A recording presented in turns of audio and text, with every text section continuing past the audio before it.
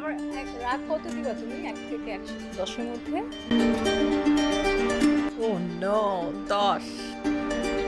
শাকিব খান অতীতের ভুল থেকে শিক্ষা নিয়েই আমাকে বিয়ে করেছে।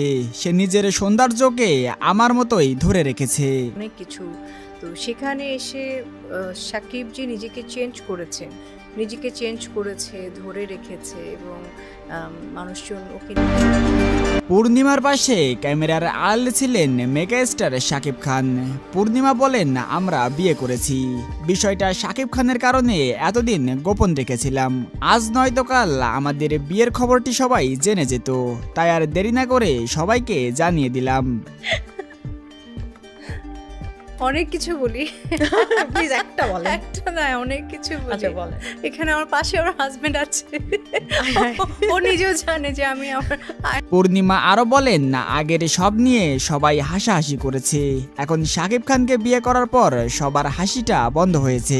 এইটা তো আমি বুঝতেই পারছি যে মুরব্বিরা আসছে, আর বাকি কিছু আছে যে ওকে দেখে মনে হচ্ছে ও আমার চেয়ে বড়, কিন্তু ও অ্যাকচুয়ালি আমার চেয়ে বড় না। অনেক ভক্তরা মনে করছেন শাকিব খানের পাশে পূর্ণিমাকেই সবচেয়ে ভালো মানায়। প্রথমে যদি শাকিব খান পূর্ণিমাকে বিয়ে করতো তাহলে শাকিব খানকে হয়তো এতগুলো বিয়ে করতে হতো না। হয়েছে আসছে আবার বলছে আমি আপনি একটু ছুঁয়ে দেখি। আমি বললাম কেন? তারপর হাতে ছুঁয়ে দেখে বললো যে আপনি সত্যি এটা এটা হয়েছে আমার সাথে কয়েকবার।